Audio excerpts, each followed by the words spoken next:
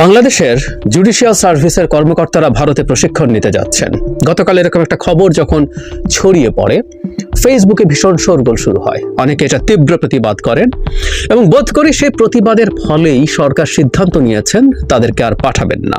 নিউজটা এভাবে এসছে, মানে আগে যেভাবে বলা হয়েছিল প্রজ্ঞাপনে, সুপ্রিম কোর্টের পরামর্শের পরিপ্রেক্ষিতে আগামী 10 থেকে 20 ফেব্রুয়ারি ভারতের ন্যাশনাল জুডিশিয়াল একাডেমি ভোপাল এবং একটি স্টেট জুডিশিয়াল একাডেমিতে অনুষ্ঠিতব্য প্রশিক্ষণে অংশ নেওয়ার জন্য বাংলাদেশ জুডিশিয়াল সার্ভিসের 50 জন বিচার বিভাগীয় কর্মকর্তাকে অনুমতি দেওয়া হলো। বিজ্ঞপ্তিতে বলা হয়েছিল যাবতীয় ব্যয় ভারত সরকার বহন করবে, এতে সরকারের কোনো আর্থিক সংশ্লেষ নেই।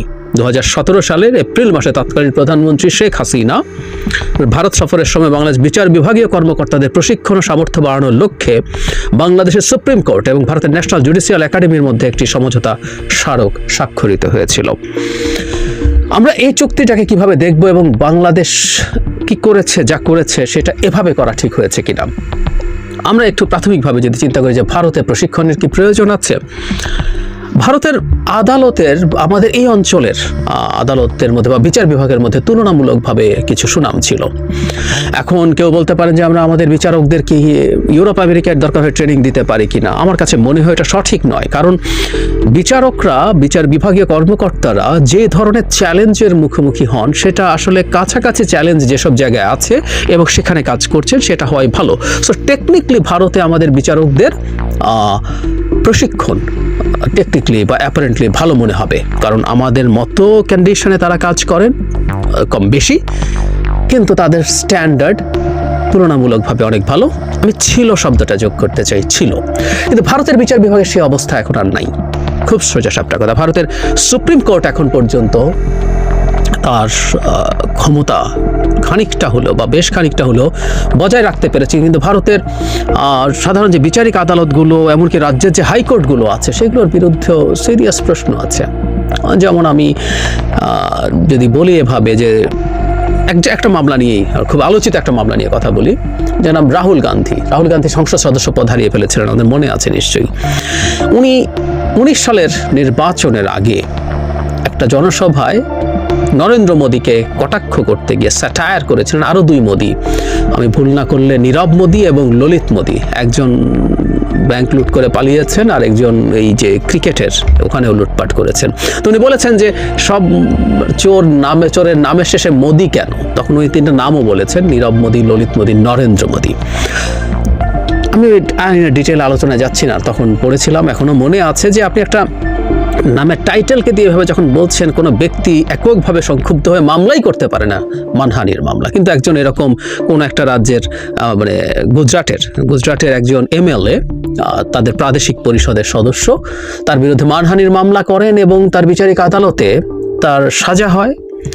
আচ্ছা, মানলাম যে বিচারিক আদালত, কিন্তু গুজরাট হাইকোর্টেও সেই সাজা বহাল থাকে। তার মানে হাইকোর্টও রায় দিয়েছিল, শেষে এসে আমাদের নিশ্চয়ই মনে আছে সুপ্রিম কোর্টে এসে সেটা স্থগিত হয় এবং পরবর্তীতে তিনি আর ওই মামলার মধ্যে থাকেন না এবং রাহুল গান্ধী তার সংসদ সদস্য পদ বাতিল হয়ে গিয়েছিল, পরে তাকে সংসদ সদস্য পদ ফিরিয়ে দেওয়া হয়েছে। এটা শুধু গান্ধীর ক্ষেত্রে না, অরবিন্দ কেজরিওয়ালের ক্ষেত্রেও গত সাধারণ নির্বাচনের আগে একই রকম ঘটনা ঘটেছিল। তাকে আদালতে নিয়ে যাওয়া হয়, জেলে, সেখান থেকে তাকে সাজা দিয়ে জেলে পাঠিয়ে দেওয়া হয়, কিন্তু শেষ পর্যন্ত তাকে মানে নির্বাচনী সময়টার জন্য ক্যাম্পেইন করতে জামিন দিয়েছিল সুপ্রিম কোর্ট। এটা নিয়ে ভারতের ক্ষমতাসীন দল এবং সরকার খুবই ক্ষুব্ধ প্রতিক্রিয়া জানিয়েছিল।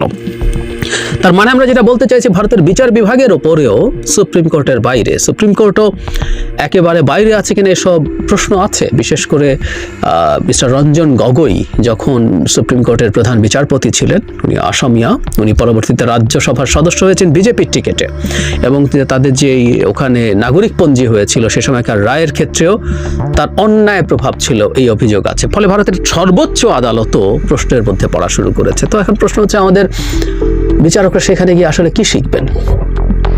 আর আমাদের বিচারকদেরকে অনেক কিছু শেখার আছে, অনেক বেশি প্রশিক্ষণের আছে, যে প্রশিক্ষণ আমরা দিতে পারি না। এটা জরুরি, আমাদের দেশের সিনিয়ররা দিতে পারেন না, প্রশিক্ষণ দরকার আছে। কিন্তু আসলে আমাদের মূল সংকটটা দক্ষতার অভাব, যোগ্যতার অভাব ছিল না। আমাদের মূল সংকটটা ছিল আসলে এই যে শেখ হাসিনা এত ট্রেনিং দিয়েছে, আমরা কি বিচার পেয়েছিলাম? ভারত এত ট্রেনিং দিল, তার মানে সব প্রবলেমটা ট্রেনিংয়ে না, দক্ষতায় না। সংকটটা ছিল আসলে সরকার কিভাবে ম্যানিপুলেট করেছে সেটার উপর, এবং এই সব মানুষগুলোকে চাপে বা কোনো লোভে বা কোনো না কোনোভাবে বা কারো কারো ব্যক্তিগত করাপশন সব মিলে আমরা বিচার পাইনি। আমাদের বিচার ব্যবস্থা ভেঙে পড়েছিল এবং সেটা স্বৈরাচারী শেখ হাসিনা তার স্বার্থের কারণে ভেঙে ফেলেছিলেন। ওটা দক্ষতা বা অন্য কোনো কিছুর অভাবে না, উপরন্তু, যেটাকে আমি খুব সিরিয়াসলি দেখতে চাই। আমরা আশা করি এখন থেকে আমাদের বিচার ব্যবস্থা, বিচার বিভাগ খুব ভালোভাবে কাজ করবে। এটা সত্যিকার অর্থেই মানুষের ন্যায় বিচার নিশ্চিত করার লক্ষ্যে কাজ করবে। প্রশ্ন হচ্ছে, ভারতে যাওয়ার সাথে কি শুধুমাত্র প্রশিক্ষণ জড়িত, যেটা সম্ভবত সবচেয়ে জরুরি প্রশ্ন।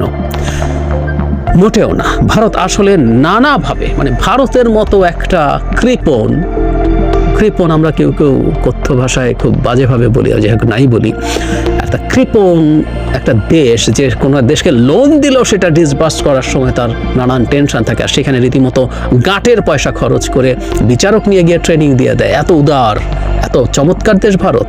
No way. ওরা আসলে এই মানুষগুলোকে নিয়ে যান তাদের প্রভাব প্রতিপত্তি তৈরি করার জন্য, তারা তাদের মতো করে টিউন করার জন্য, তাদের স্বার্থ বা পারপাস সার্ভ করার জন্য। এগুলো সবগুলো দীর্ঘমেয়াদী ইনভেস্টমেন্ট, এটার পেছনে বিরাট স্বার্থ না থাকলে ভারত এটা করে না। সুতরাং সেই কারণেই এই ট্রেনিংগুলো সব বন্ধ করে দেওয়া উচিত ছিল। আমাদের আসলে কেউ কোনো লেভেলে ভারতে ট্রেনিংয়ের জন্য যাবে না। আমি আবারও বলছি, যদিও আমি মনে করি ভারত আসলে একটা ভালো ট্রেনিংয়ের জায়গা হতে পারতো, কারণ ভারতের ইভেন সিভিল সার্ভিস বা আদার্স আমাদের মতো কাছাকাছি প্রেক্ষাপটে বা কাছাকাছি চ্যালেঞ্জের মধ্যে থেকে কাজ করে, যেটা ইউরোপ আমেরিকার লোকজন করে না। ফলে আমি হতে পারতো, কিন্তু ভারতের যে উদ্দেশ্য, যে পরিস্থিতি এখন আছে, সেটা আসলে কোনো রকমই করা উচিত না। এখন প্রশ্ন হচ্ছে, এটা ফেসবুক পর্যন্ত আসতে হলো কেন? এই শোরগোল ফেসবুকে হতে হলো কেন? এটা খুবই ভুল হয়েছে। আমাদের বিচার বিভাগ নিজ থেকেই স্পন্টেনিয়াসলি ডিসিশন নেওয়া জরুরি ছিল। ভারতে আমাদের বিচারকদের আর কোনো রকম কোনো ট্রেনিং কখনো হবে না। শুধু এখানে না, আমি জানি না, আমি ধারণা করি, অনুমান থেকে বলছি, আমাদের সিভিল সার্ভিসেরও ট্রেনিং ওখানে হতে পারে, কারণ সিভিল সার্ভিসের উপরে প্রভাব তৈরি করা, তাদেরকে কবজায় রাখাও ভারতের খুবই সুদূর প্রসারী উদ্দেশ্যের পার্ট। সেটা আছে কিনা সেটাও বাতিল করতে হবে। এবং বটম লাইন হচ্ছে, এই সরকার দায়িত্বে আসার পর থেকে আমরা একটা কথা রিপিটেডলি বলেছি, ভারতের সাথে প্রতিটা চুক্তি, MOU পুনর্বিবেচনা করতে হবে। আমরা এখন পর্যন্ত আসলে এটার খুব লক্ষণীয় কোনো উন্নতি দেখিনি। আমরা জানি যেগুলো ফর্মাল চুক্তি, অ্যাগ্রিমেন্টগুলো কোর্টে মানে আপনাকে বাধ্য করা বা সেটা থেকে বেরিয়ে আসা খুবই জটিল ব্যাপার আছে, সেগুলো পুনর্বিবেচনা করা উচিত। সেগুলো যদি খুবই কঠিনও হয়ে থাকে, তারপরও আমাদের যদি যেটা আমাদের স্বার্থের জন্য খুবই হানিকর, সেটা থেকে বের হওয়ার প্রসেস শুরু করতে হবে। কিন্তু MOU গুলো জাস্ট চোখ বন্ধ করে বাতিল করে দেওয়া যায়, ওগুলো কোনো লিগ্যাল ভ্যালু নাই, এটা এক ধরনের জেন্টলম্যান অ্যাগ্রিমেন্টের মতো। সো MOU গুলো সব বাতিল করে দেওয়া উচিত এক মুহূর্তে, খুব দ্রুত পুনর্বিবেচনা করে। যেটা অসাধারণভাবে দুই দেশেরই স্বার্থ রক্ষা করে, সেগুলো বিবেচনা করা যেতে পারে। কিন্তু প্রায় সবগুলোই আসলে রিসেন্ট MOU প্রায় সবই ভারতের স্বার্থে করা হয়েছে। খুব দ্রুত সরকারের এই পদক্ষেপগুলো নেওয়া উচিত, যেগুলো আমাদের স্বার্থের হানি করে।